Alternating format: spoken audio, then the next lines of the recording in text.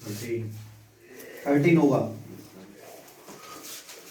Question number 13 क्या है जरा इसको समझिए।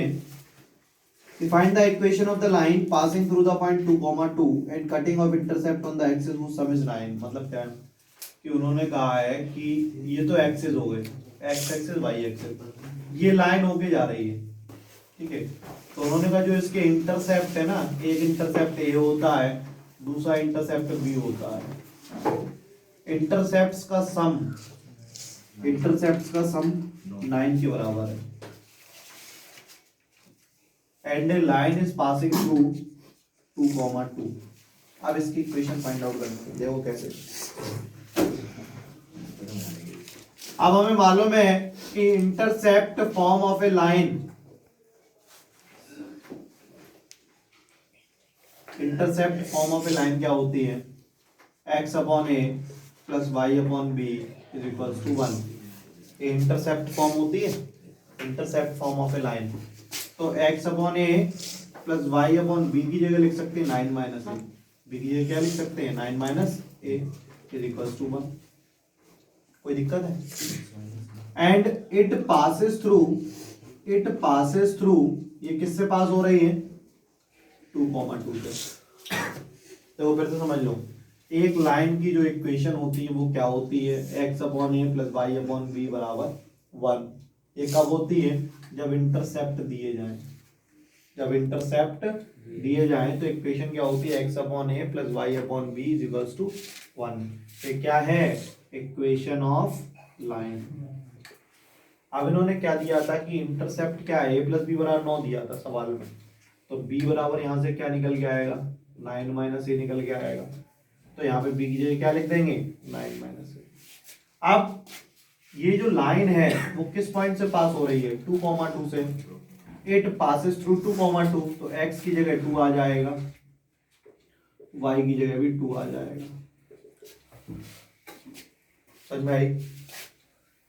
अब इसको कैलकुलेट कर लो, एलसीएम ले लो। तो 2 into 9 minus a plus 2a upon a into 9 minus a is equals to 1। ठीक, तो 9 टू जा 18 minus 2a plus 2a upon 9a minus a square is equals to 1। तो 18 is equals to 9a minus a square minus 9a plus 18 is equals to 0। तो a square minus 6 plus 3, तो ये क्या हुआ a square minus 6a minus 3a plus 18 is equals to 0। a common तो a minus 6 minus 3 common तो a minus 6 is equals to 0। तो a minus 6 common तो a minus 3 is equals to 0। तो a की वैल्यू क्या आ गई 6। जब a 6 होगा तो b क्या होगा 3, और जब a 3 होगा तो b क्या होगा 6। टू द पॉइंट 0, 2 एक लाइन है, ये वाई एक्सिस है, ये एक्स एक्सिस है। एक लाइन है जो 0, 2 से होके जा रही है, मान लो 0, 2 यहाँ पे है, तो एक लाइन ऐसे होके जा रही है, एक लाइन ऐसे होके जा रही है, जो पॉइंट है 0, 2 and making an angle 2π/3 with x axis, और ये एंगल 2π/3 बना रहा है। ठीक है, तो पहले तो इतना ही सॉल्व करना है, इसकी इक्वेशन निकालना है। ठीक है, तो equation of line A B, equation of line A B formula क्या होता है, जब पासिंग पॉइंट और एक एंगल या एम दिया जाए, तो सबसे पहले स्लोप क्या होगी इसकी, स्लोप ऑफ ए बी क्या होगी, स्लोप ऑफ ए बी होगी tan थीटा, tan 2π/3। और tan 2π/3 का मतलब क्या होता है जरा बताओ। मैं tan 2π/3 का मतलब क्या होता है, पाई का मतलब होता है 180 रख दो पाई की जगह, तो 180/3 कितना हुआ 60, 62 जा 120। बात समझ में आई? पाई की जगह 180 रख दो, तो 180/3 कितना हुआ 60, 62 जा 120। तो tan 120 की वैल्यू निकालनी है, और tan 120 की वैल्यू वही होती है जो tan 60 की होती है, बस माइनस साइन आ जाता है। tan 60 की होती है √3, तो tan 120 की क्या होगी -√3। m आ गया, ये क्या आया m मतलब स्लोप। अब y minus y1 is equals to m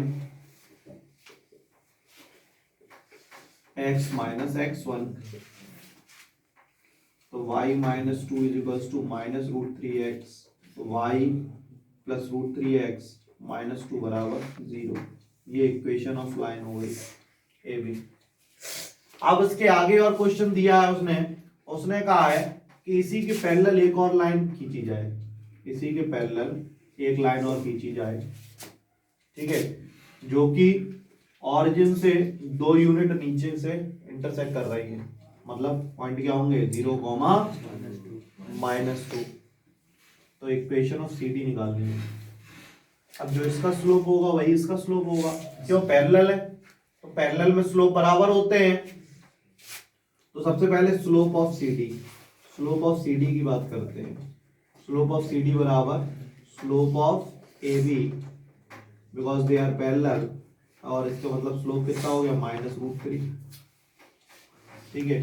अब equation of C D, equation of C D y minus y1 बराबर mx माइनस x1, तो y माइनस y1 कितना है -2, m कितना है -√3, x1 कितना है 0, तो y प्लस 2 बराबर -√3x, तो y प्लस √3x प्लस 2 बराबर 0।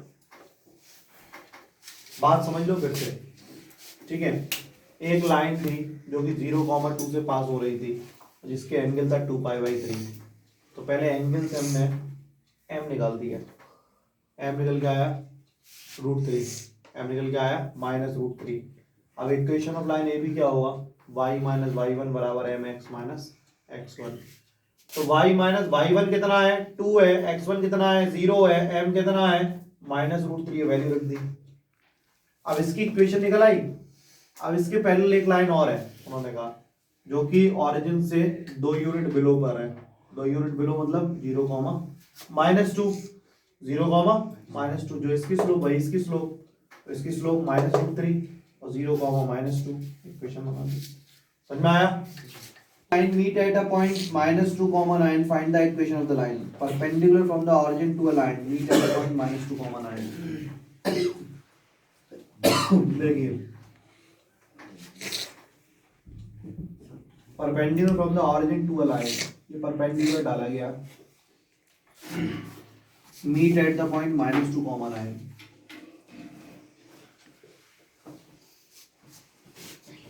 Find the equation of line. अब इस लाइन की इक्वेशन बनानी है, ये O है, ये M है। जरा कोई बता सकता है कि इसकी ए बी की इक्वेशन कैसे निकालेंगे। देखो, ए बी के पासिंग पॉइंट तो मिल गए हमें, अब स्लोप की आवश्यकता है। स्लोप कैसे निकालें,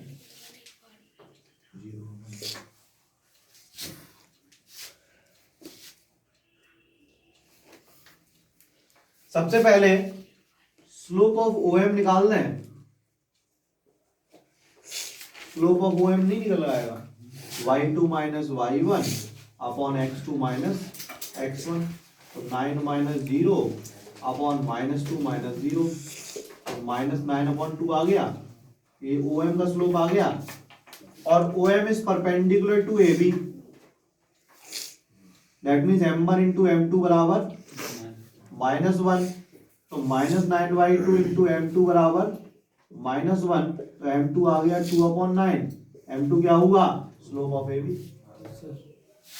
अब इक्वेशन ऑफ AB क्या होगी, y माइनस y1 बराबर mx माइनस x1, तो y माइनस y1 कितना है 9 है, m कितना है 2/9 है, x माइनस x1 कितना है -2 है, तो 9y minus 9 is equals to 2 bracket में x प्लस 2, तो 9y माइनस 9 9 जा 81, 2x प्लस 4, तो 9y minus 2x is equals to 85। मतलब यहाँ पे एक एक्सपेरिमेंट किया गया। Length L of a copper rod is a linear function of its Celsius temperature. In an experiment, if L is equals to 124.942 and C is equals to 20, एक L कितना है 124.942 और C कितना है 20, and L is equals to 125.134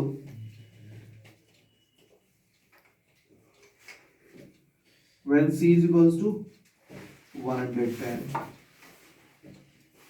Express L in terms of C. ठीक है, मतलब ये x1, ये y1, ये x2, ये y2. Equation of line y minus y1 is equals to y2 minus y1 upon x2 minus x1 x minus x1. Solve कर लोगे? कर लोगे? इसमें कोई डाउट तो है नहीं? ये x1, ये y1, ये x2, y2 बस वैल्यू रखनी है, ठीक है। उसके बाद सेम क्वेश्चन इसी तरीके से क्वेश्चन नंबर 17 है। 17 भी ऐसे पॉइंट्स दिए, आपको इक्वेशन ऑफ लाइन निकालनी है। उसके बाद आ जाओ क्वेश्चन नंबर 18 पे। क्वेश्चन नंबर 18 क्या है?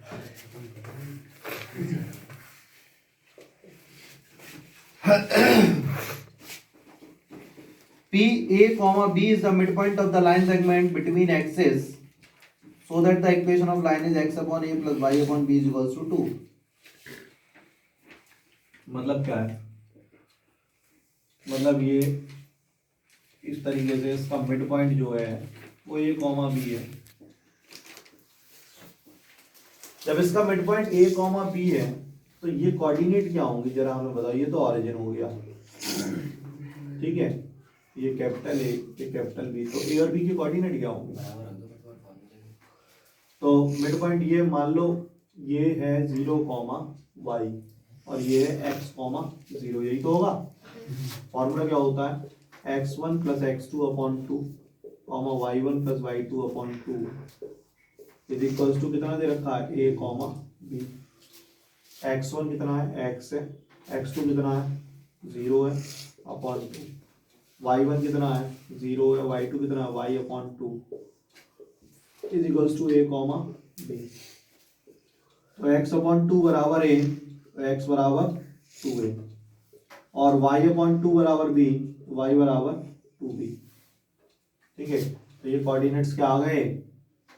2a, 0 और 0, 2b। यहाँ तक क्लियर है? कोई दिक्कत है? नहीं। अब equation of line A B.